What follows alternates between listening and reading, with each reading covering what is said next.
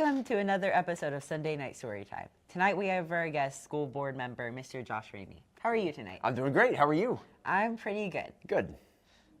What story will you be reading for us tonight? Well, I'm going to be reading Emma's Christmas. That sounds like a heartwarming story. Yeah, we'll see, won't we? Right? Sit back, relax, and enjoy the story. Once upon a time, there was a farmer's daughter named Emma who went barefoot in the summer, talked to the pigs, and liked to sit in the branches of the old cherry tree all year round. She did wear boots in the winter. On the first day of Christmas, the young local prince saw Emma in her tree. There and then, he knew that she, and only she, could be his own true love. The prince asked the farmer for Emma's hand in marriage. The farmer asked her how she felt about such an honor. Emma wasn't all that thrilled. The prince had a funny smile, and he was, to be sure, a prince, but she couldn't imagine herself living happily in a castle. "No," she said, "but thank you, Prince." However, the prince would not take no for an answer. Instead, that very day, he sent her by royal messenger a partridge in a pear tree. Emma was pleasantly surprised. On the second day of Christmas, 2 messengers came bearing a cage with 2 turtle doves and another partridge in another pear tree. Emma was charmed. On the morning of the 3rd day of Christmas, 3 men trudged through the snow with 3 French hens, 2 more turtle doves, and a 3rd partridge in a 3rd pear tree. "He's overdoing it," muttered Emma's mother. On the 4th day of Christmas, more messengers brought 4 calling birds who called out, "Emma! Emma! Emma! Emma!" 3 French hens, 2 turtle doves, and another pear tree with yet another partridge. "We'd better build a birdhouse," said Emma's father. Her mother made 10 quarts of pear jam.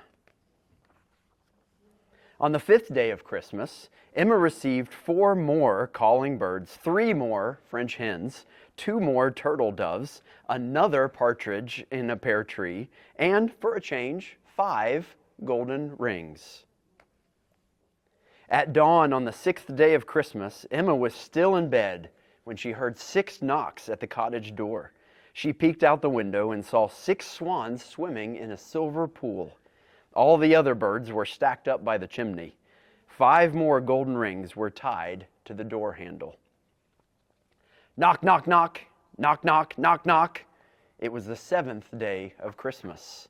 When she opened the door, Emma saw 7 geese a-laying, 6 more swans a-swimming, 5 golden rings, 4 calling birds, 3 French hens, 2 turtle doves, and another partridge in a pear tree. "That makes 69 birds, and they're all laying eggs," she groaned.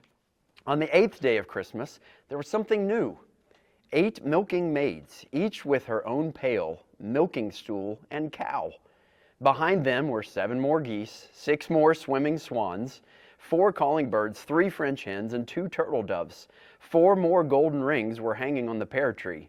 A partridge was chewing on the 5th. Worn out, Emma dreamed she heard music, but it was no dream.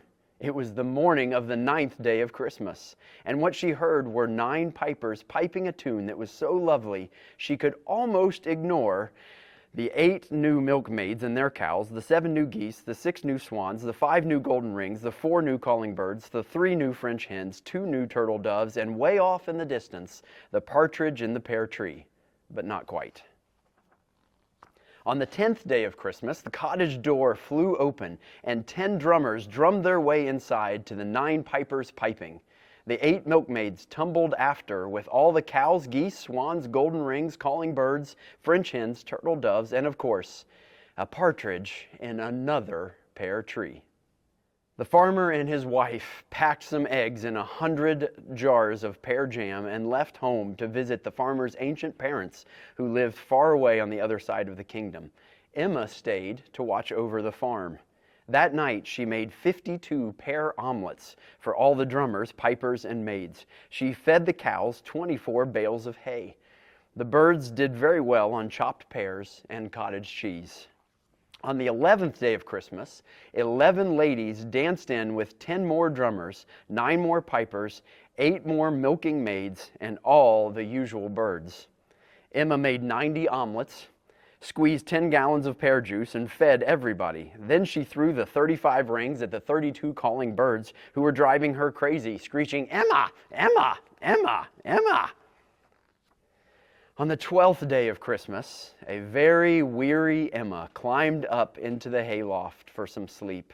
But over the snowy hills she saw 12 leaping lords, 11 dancing ladies, 10 drumming drummers, 9 piping pipers, 8 milkmaids with cows, 7 laying geese, 6 swimming swans, 5 pages bearing 5 golden rings, 4 calling birds, 3 French hens, 2 turtle doves, and just behind the pear tree and its partridge, the prince himself, smiling his funny smile.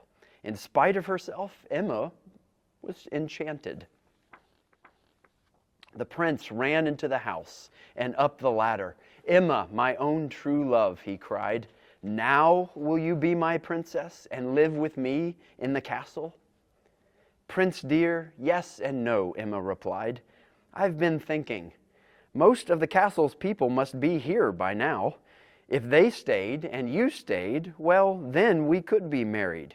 Would you like to be my farmer, prince?" "I'd love it," he said.